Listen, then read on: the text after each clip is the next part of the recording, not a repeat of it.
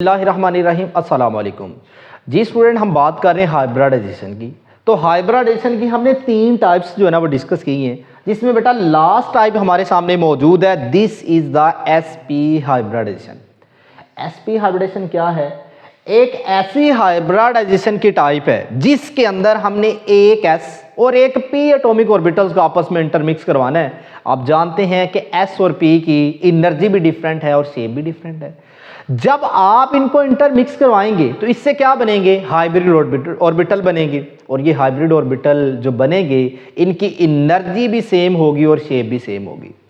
अब आपने इनको मिला देना है और इसके बाद हमारे पास एसपी हाइब्रिडाइजेशन का जो फिनोमिना है ना, जो प्रोसेस है, इसको हम अब एक्सप्लेन करेंगे।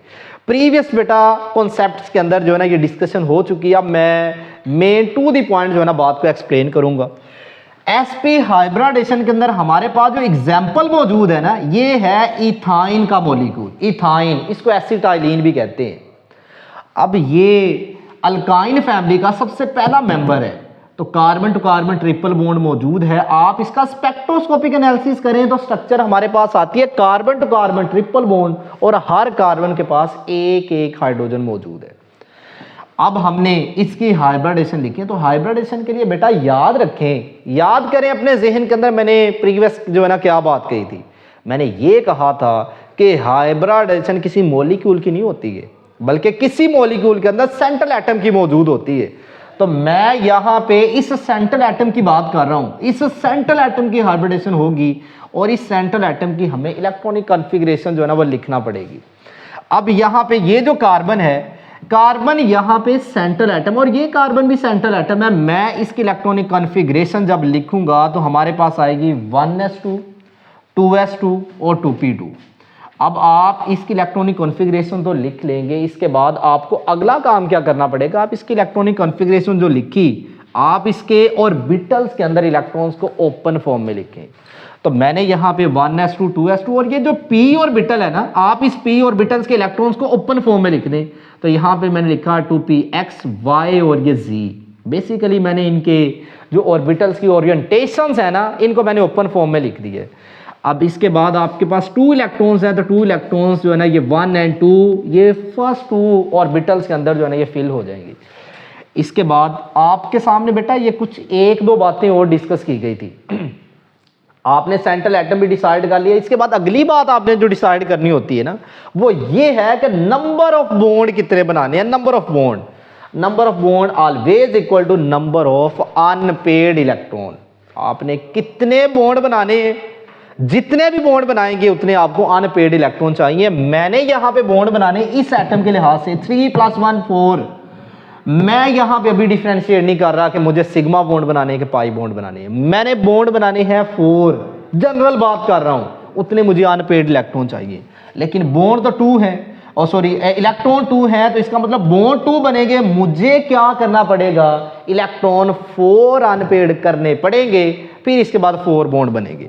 सो दैट्स वाई आप एक यहां से इलेक्ट्रॉन को एक्साइट करवा दें तो ये इलेक्ट्रॉन आपके पास सामने जो मौजूद है ना, ये ग्राउंड स्टेट के अंदर मौजूद है। आप जब एनर्जी प्रोवाइड करेंगे, एक इलेक्ट्रॉन 2s से 2p के अंदर मूव करेगा तो ये बनेगी एक्साइटेड स्टेट। अब यहां पे ये 4 इलेक्ट्रॉन अनपेयर्ड हो चुके हैं। अगली बात आपने और क्या डिसाइड करनी है? सिग्मा बॉन्ड कितने बनाने हैं और पाई बॉन्ड कितने बनाने हैं।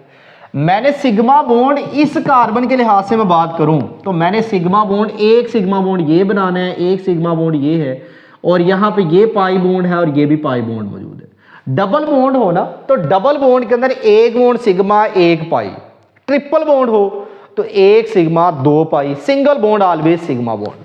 अब यहां पे आपने 2 सिग्मा है और इसके बाद 2 पाई बॉन्ड है, तो इसका मतलब सिग्मा बॉन्ड जितने बनाने उतने आपके पास हाइब्रिड ऑर्बिटल बनेंगे। तो हाइब्रिड ऑर्बिटल कहां से बनेंगे? एटॉमिक ऑर्बिटल्स को मिलाने से बनेंगे। तो मैं पहले कहता हूं कि मैंने 2 सिग्मा बॉन्ड बनाने हैं, तो मैंने 2 एटॉमिक ऑर्बिटल आपस में मिला देने हैं। ये 2 एटॉमिक ऑर्बिटल आपस में मिल गए। 2 एटॉमिक ऑर्बिटल आपस में मिलेंगे तो 2 हाइब्रिड ऑर्बिटल बनेंगे। 2 हाइब्रिड ऑर्बिटल बने तो यहाँ पे एक sp के साथ मिलेगा तो sp, ये p इस s के साथ मिलेगा तो ये भी sp। इलेक्ट्रॉन एक इलेक्ट्रॉन यहाँ पे आ जाएगा। अब ये दोनों हाइब्रिड ऑर्बिटल की सेम शेप होगी, सेम एनर्जी होगी और दोनों ही sp ये मौजूद होंगे। अब ये वाले जो ऑर्बिटल्स हैं ना, ये आपस में इंटरमिक्स नहीं हुए। आपने इन दोनों को करवाया था इंटरमिक्स, लेकिन ये वाले दो ऑर्बिटल आपस में इंटरमिक्स नहीं हुए।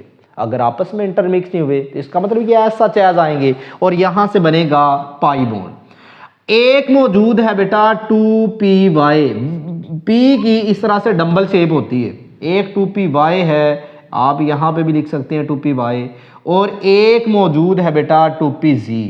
एक 2py है और एक 2pz है। आप यहाँ पे इनको इस तरह से लिखें 2py 2pz, एक इलेक्ट्रॉन मौजूद है। अब आप इसकी स्ट्रक्चर को यहाँ पे ओपन करके लिखना शुरू करें और इसके बाद इनके ऑर्बिटल को ड्रॉ करना शुरू करें। मैं कहता हूं जी, ये वाली जो आपने जब स्पेक्ट्रोस्कोपिक एनालिसिस किया था ना, तो आपको पता चला था लीनियर शेप है, बॉन्ड एंगल जो है ना वो 180 है, 180 डिग्री। तो ये एक लीनियर शेप या लीनियर इसकी ज्योमेट्री बनी थी। आप क्या करें, सबसे पहले सेंटर एटम एक कार्बन ये लिखें, इसके साथ जो सिग्मा बॉन्ड बनाने हैं ना, आप उस सिग्मा बॉन्ड के लिहाज से इसको ड्रॉ करना शुरू करें। दो हाइब्रिड ऑर्बिटल है, एक हाइब्रिड ऑर्बिटल सिग्मा बॉन्ड के लिहाज से इधर आएगा, दूसरा दूसरी साइड पे मूव करेगा। तो मैंने यहाँ पे एक हाइब्रिड ऑर्बिटल यहाँ पे ड्रॉ किया और ये है sp, इसके अंदर एक इलेक्ट्रॉन मौजूद है। इसी तरह से एक हाइब्रिड ऑर्बिटल यहाँ पे आएगा और ये भी sp है और इसके अंदर भी एक इलेक्ट्रॉन ही आएगा। अब अगला काम बेटा आपने क्या करना है कि दूसरी कार्बन जो मौजूद है ना, दूसरी कार्बन को भी आप यहां पे पहले ना नीचे लिख दें। ये एक कार्बन थी, अब ये एक कार्बन मैंने ड्रॉ कर दी है। अब आप क्या करें, सेकंड एक कार्बन मेरे पास ये मौजूद है, ये कार्बन क्या करेगी अपना, इसके पास भी दो हाइब्रिड ऑर्बिटल हैं। अगर इस कार्बन के पास दो हाइब्रिड ऑर्बिटल और इसके पास भी दो हाइब्रिड ऑर्बिटल ही होंगे। अब ये सेकंड कार्बन इसके पास आई और इसने अपना एक इलेक्ट्रॉन इसके साथ शेयर किया और sp2 ओवरलैप हुआ, सॉरी sp और sp ओवरलैप हुआ और इससे हमारे पास पहला सिग्मा बॉन्ड बनता है। सबसे पहला sigma bond carbon to carbon bond के लिहाज से बनेगा। इसके बाद ये कार्बन के जितने बाकी जो है ऑर्बिटल्स हैं, इसके पास एक ऑर्बिटल और है, वो आप यहाँ पे ड्रॉ करें, sp है और इसके अंदर एक इलेक्ट्रॉन मौजूद है। अब अगला काम आपने जो करना है ना, वो ये है कि आपने जो अनहाइब्रिड ऑर्बिटल्स हैं इनको आपने ड्रॉ करना है। जब आप इनको ड्रॉ करेंगे, आप इसके लिहाज से बता सकते हैं इस कार्बन के पास दो हाइब्रिड ऑर्बिटल, अनहाइब्रिड ऑर्बिटल, और इस कार्बन के पास भी दो अनहाइब्रिड एटॉमिक ऑर्बिटल्स मौजूद हैं जो पाई बॉन्ड बनाएंगे। ये हाइब्रिड ऑर्बिटल है, ये हाइब्रिड ऑर्बिटल है, ये हाइब्रिड ऑर्बिटल, ये हाइब्रिड ऑर्बिटल जो है ना ये सिग्मा बॉन्ड बनाएंगे। इसके बाद आपने यहाँ पे अनहाइब्रिड ऑर्बिटल, इसके पास एक p मौजूद है और एक p मैं यहाँ पे लिख दिया और इस p को मैं नाम देता हूँ, ये है जी 2py और इसके अंदर एक इलेक्ट्रॉन मौजूद है। इसी तरह से इसके पास भी एक 2py मौजूद है, 2py, और इसके अंदर भी एक इलेक्ट्रॉन मौजूद है। अब इसके बाद अगला जो नेक्स्ट स्टेप बेटा जो मौजूद है वो है 2pz। 2pz, इसके ऊपर भी एक 2pz मौजूद है, ये मैंने 2pz बना दिए और 2pz के अंदर एक इलेक्ट्रॉन मौजूद है और इसी तरह से इसके 2pz इसके अंदर भी एक इलेक्ट्रॉन ही मौजूद है। अब आपने पहले सिग्मा बॉन्ड बनाने और बाद में पाई बॉन्ड, एक सिग्मा बॉन्ड बना दिया, carbon to carbon sigma bond. अगला काम देखिएगा, आपने करना क्या होगा कि ये जो हमारे सामने जो है ना ये हाइड्रोजन मौजूद है, हाइड्रोजन की इलेक्ट्रॉनिक कॉन्फ़िगरेशन हम ऑलरेडी जानते हैं कि हाइड्रोजन की इलेक्ट्रॉनिक कॉन्फ़िगरेशन होती है 1s1। तो आप इसका 1s जो मौजूद है, इस 1s को इसके साथ ओवरलैप करवा के बॉन्ड की फॉर्मेशन कर दे। देखिएगा कैसे होगा कि सबसे पहले एक हाइड्रोजन का एटम आएगा और हाइड्रोजन का एटम जब आएगा और हाइड्रोजन अपना 1s एटॉमिक ऑर्बिटल इस कार्बन के sp के साथ ओवरलैप करवाएगा और यहाँ पे एक हाइड्रोजन क्या जो है ना यहाँ पे बॉन्ड में कार्बन का sp और हाइड्रोजन का 1s। इसी तरह से अगेन यहाँ पे सेकंड हाइड्रोजन जो आएगा, हाइड्रोजन अपना 1s इस कार्बन के sp के साथ ओवरलैप करेगा, अपना एक इलेक्ट्रॉन शेयर करेगा और यहाँ पे एक बॉन्ड बना देगा। अब इसके बाद अगला काम आपने करना है ना, वो ये है कि आपने पाई बॉन्ड बनाने हैं। ये हाइब्रिड ऑर्बिटल्स की वजह से सिग्मा बॉन्ड बने हैं। अब अनहाइब्रिड ऑर्बिटल से क्या बनेगा? पाई बॉन्ड बनेगा।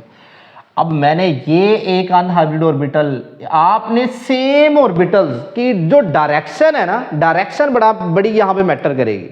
जिन अनहाइब्रिड ऑर्बिटल्स की डायरेक्शन ऐसी है, बिल्कुल 90 के एंगल पे है, आप उनको ओवरलैप करवाएं, और जिनकी डायरेक्शन थोड़ी सी इन्वर्टेड है, आप उनको थोड़ा सा इस लिहाज से एक दूसरे के साथ ओवरलैप करवाएंगे। मैं क्या करूँगा जी, मैं यहाँ पे बेटा ये जो ऑर्बिटल्स हैं जिनकी डायरेक्शन 2pz है, तो 2pz ये है, मैं 2pz को 2pz के साथ इस तरह से ओवरलैप करवा रहा हूँ। तो जब 2pz को अनहाइब्रिड ऑर्बिटल को ओवरलैप कराऊंगा तो यहाँ पे ये बनेगा पाई बॉन्ड। ये सिग्मा था, ये सिग्मा था, ये सिग्मा था, और यहाँ पे अब एक ये पाई बॉन्ड बना चुका हूँ। अब इसके बाद आपने दूसरा अनहाइब्रिड ऑर्बिटल जो है ना यहाँ पे ओवरलैप कर 2py के साथ ओवरलैप करेगा, तो यहाँ पे ये दूसरा पाई बॉन्ड बनाएगा। अब ये लीनियर शेप बनेगी या ज्योमेट्री बनेगी, बॉन्ड एंगल 180 डिग्री होगा। तो आप इसकी हाइब्रिडाइजेशन के लिहाज से बेटा इसको एक्सप्लेन कर सकते हैं। ये बेटा सारी की सारी डिस्कशन हाइब्रिडेशन के रिलेटेड थी। हाइब्रिडेशन को हमने डिस्कस किया और इसके टाइप्स को हमने डिस्कस किया। That's all. अल्लाह हाफिज़।